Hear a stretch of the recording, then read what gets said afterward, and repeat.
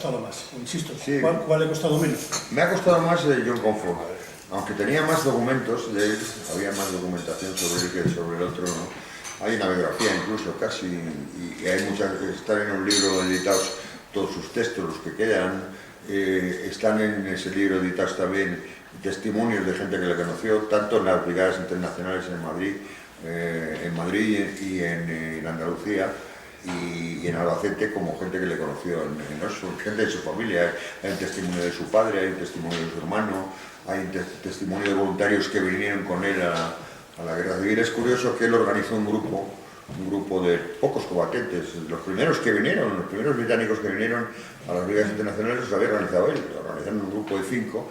Él era estudiante de historia, había terminado casi historia y había estudiado economía también, pero con él venía, pues no, Bernard Knox, que ha muerto relativamente hace poco, en el 2006-2007, pues que ha sido uno de los principales estudiosos de la tragedia griega. Se fue a Estados Unidos y tiene un libro que se llama El temperamento, el carácter trágico, que es un libro fundamental en los estudios de la tragedia griega. Estos eran muchos de los tipos que venían a la guerra española, eran intelectuales que venían con toda la ensoñación de un mundo mejor, cargados de poesía y cargados de idealismo. De ellos dijo un historiador, Hobsbawm, dijo de ellos que vinieron a España, que fue la Ilíada de su tiempo, fue la Ilíada de nuestro tiempo, la guerra española. Me lo dijo Hobsbawm, ¿no? Sí, y está por ahí la frase. Sí, la tengo ya que anotar. Recordamos la Guerra Civil Española, una epopeya de heroísmo, la Ilíada de los que eran jóvenes en la década de los 30. La Ilíada de los que eran jóvenes en la década. Entonces me costó más porque a mí la figura del algabeño me resultaba familiar. Yo me he criado en España y entonces he conocido muchos señoritos del campo andaluz, en un momento esquido por Sevilla. He visto el mundo de los toros. El mundo de los toros es curioso, pero había mucho franquista en el mundo de los toros, muchísimo. Recuerdo una corrida que se celebró en Sevilla para conmemorar el alzamiento victorioso en honor de Queipo Llano, y ahí está dando un pase Antonio Benvenida y en la muleta pone "Viva España". No sé si habéis visto la foto, ¿no? Que es una foto impresionante, ¿no? Entonces, en el mundo de los toros siempre ha habido mucha tendencia al franquismo y a la ultraderecha, y sobre todo al señoritismo del campo andaluz, a los terratenientes. Entonces me costó menos porque ese mundo lo conocía y conocía personajes parecidos a ese mundo, conocía esa chulería de algunos de ellos. Quiero decir que dibujar un personaje de ese estilo me costaba menos trabajo que dibujar una personalidad de un intelectual de Cambridge, ¿no? Y yo conozco Inglaterra, he vivido en Inglaterra 2 años, pero no he llegado a las cumbres y a las élites intelectuales, supongo que por mi acento inglés, son muy elitistas, y no he llegado tan lejos como ese, ¿no? Pero sí que he leído sobre ellos mucho, pero de todas maneras me costó más trabajo imaginar un personaje. Luego el carácter inglés en general es un carácter muy diferente, y el de Oxford y Cambridge mucho más todavía. Me costó más. ¿Era bisnieto de Charles Darwin? Era bisnieto por parte de madre. La madre era nieta directamente. Lo que pasa es que el apellido ya se pierde, porque en Inglaterra se pierde el apellido cuando se casan, y él tomó el apellido del padre. El padre era experto en Platón, había escrito un libro sobre Platón, ¿no? La madre era poetisa, tenían relaciones con la familia Westwood, esta, la de las porcelanas.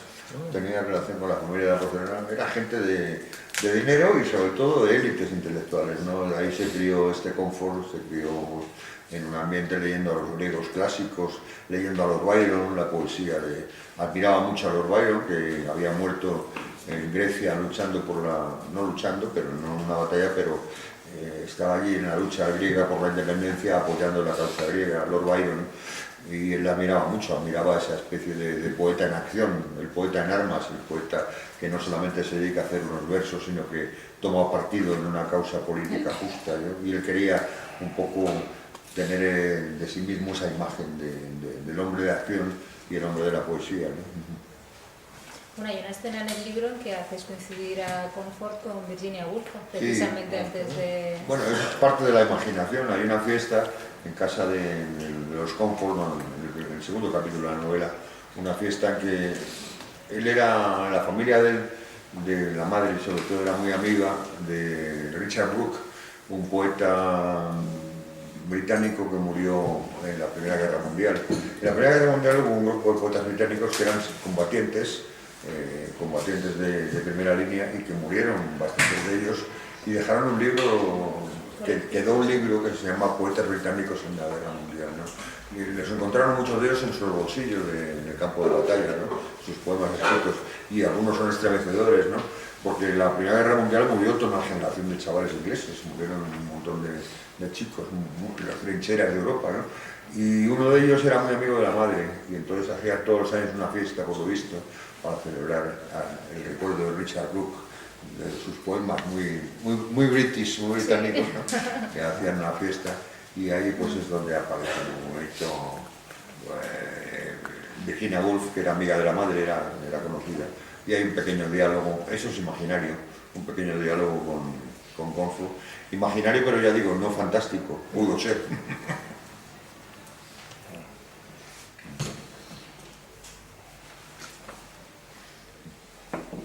Yo tengo otra. A ver, a pesar de la dureza que muestras en la anterior novela, recuerdo que la descripción del campo de batalla y de la batalla era tremenda para reflejar precisamente esa dureza que ahora nos comentabas. Pero siempre encuentras un hueco para la poesía, para el amor en esos campos devastadores de muerte, ¿no? Aquí también lo vamos a encontrar, por lo que veo, con todos esos matices de poesía y del amor, ¿no? En el fondo. Sí, porque Comfort era un personaje muy apasionado, era un chico muy apasionado, era un alma apasionada, ¿no? Apasionada a la británica, pero apasionada, ¿no? No muy exteriorizado, pero sí con un fondo tremendo, ¿no? De romanticismo. Él de hecho era un romántico inglés, casi como del estilo de Lord Byron, ¿no? Y entonces él tuvo un gran amor en Cambridge, que era una chica galesa, una chica hija de un minero galés, Londres y Cambridge. Pero luego terminaron la relación con ella, tuvo un hijo con 20 años, esto iba muy deprisa, y tuvo un hijo con ella, y luego rompieron y se enamoró de una Margot Heinemann, que fue en los años posteriores una intelectual, era judía, era hija de banqueros judíos, pero era comunista también, y hija de banqueros y comunistas es una especie rara, pero bueno, las cosas pasan, ¿no? Y Margot Heinemann fue una mujer bastante peleona por la causa, hasta que murió ya en los años 60, por la causa socialista. No sé si llegó a ser diputada en el Parlamento británico con el laborismo, o no sé. Me hace recordar que estuvo cerca, pero no llegó a serlo. Y él se enamoró perdidamente de ella cuando dejó a la otra, y la escribió desde el frente de Aragón, donde estuvo primero en la Guerra Civil Española, al comienzo de la guerra, en septiembre del 36, ¿no? La escribió ya unas cartas de amor que han quedado, ¿no? Y varios poemas, ¿no? Y hay un poema en el que mezcla el terror, el que hablaba antes, lo terrible de la guerra, con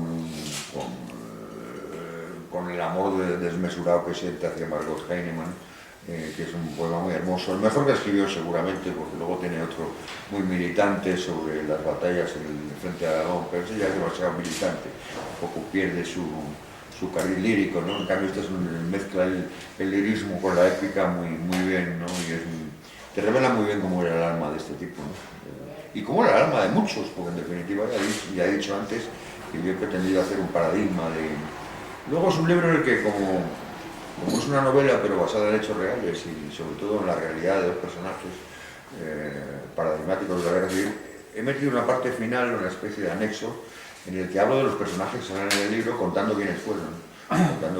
Por ejemplo, Bernard Knox, ese personaje que os he dicho, que terminó siendo un estudioso del mundo clásico tremendo, y un personaje curiosísimo, o sea, intervino con él en la guerra civil, vino con él, fue herido en la batalla de Boadilla, en las afueras de Madrid, herido de muchísima gravedad, salió con vida de milagro, lo trasladaron a Inglaterra y se quiso apuntar de voluntario en la guerra mundial, pero no la admitieron por una serie de razones, y entonces largó a Italia y se metió en el ejército americano. Y estuvo en el ejército americano, pero luchando en las líneas contrarias. Era de los comandos que pasaban las líneas alemanas y luchaban en la retaguardia nazi. O sea, un tipo que se la jugó y luego es un especialista en Sófocles impresionante. O sea, y se jugó la vida en batallas de esas, de estar en la retaguardia del enemigo, de estas películas que hemos visto americanas, que se tiran en paracaídas y ahí combaten contra los nazis de esas, ¿no? Pues uno de ellos era Bernard Noss, que luego es un tipo que... Luego vino a España porque se hizo ciudadano americano y pudo volver a España en los años 50 y decía que estuvo recorriendo una vez, cuenta en un libro sobre Comfort, cuenta que una vez estuvo en el hotel alojado en el Palace, que el Palace había sido, durante la guerra, el Hotel Palace había sido un hospital de sangre, un hospital de guerra, y había incluso en muchas salas del Palace había quirófanos, instalaron quirófanos, y él fue curado allí, la primera cura que le hicieron cuando le hirieron en Boadilla, le salvaron la vida allí, y que él había recorrido luego ya el Hotel Palace como un hotel en los años 50, en los sitios donde le habían operado, y que nadie sabía allí que yo era un herido, que había sido curado. O sea que eran personajes bastante curiosos. En el grupo de Comfort había un novelista también, que se llamaba Sommerfield, un novelista no de primera línea, pero que era muy amigo de Malcolm Lowry. Malcolm Lowry estuvo a punto de ir en el grupo a venir a la guerra civil. No fue, al final pues se emborracharía, como si me estaba borracho, no cogería el tren. Y entonces... Bajo el volcán. Bajo el volcán, sí. El autor de Bajo el volcán, que estaba siendo mamado. Y entonces yo creo que no lo... Y Sommerfield era muy amigo de borracheras en el Soho, ¿no? Y era también pues, un novelista que iba en el grupo. Iba un actor irlandés en el grupo, un actor irlandés. O sea, iba gente muy...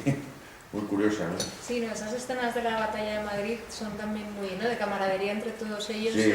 son muy interesantes. En el libro se habla de la batalla de Madrid porque el primer destino que tuvo Comfort fue el de la defensa de Madrid, ¿no? Y entonces a su brigada, él pertenecía a una pequeña sección, estaba en una pequeña sección de ametralladoras, la instalaron en la batalla en la Facultad de Filosofía, en el último piso, que era la biblioteca. Y entonces contaba Knox contaba exactamente que las balas entraban hasta a la página 350. Sí, sí. Allí le dieron a Comfort, le dieron en la cabeza. De los 5 que fueron, o 6 que fueron con Comfort al principio de la guerra, ninguno la pudo terminar, o murieron o volvieron heridos. Ya después de la batalla de Lopera ya no quedaba uno. Murieron muchos británicos en la guerra civil. ¿Alguna pregunta más? Bueno, creo que no queda ninguna duda. Bueno, pues entonces nada, agradeceros otra vez que hayáis compartido esta mañana con nosotros y nada, terminemos lo que hemos dejado aquí en el desayuno. Muchas gracias. Muchas gracias.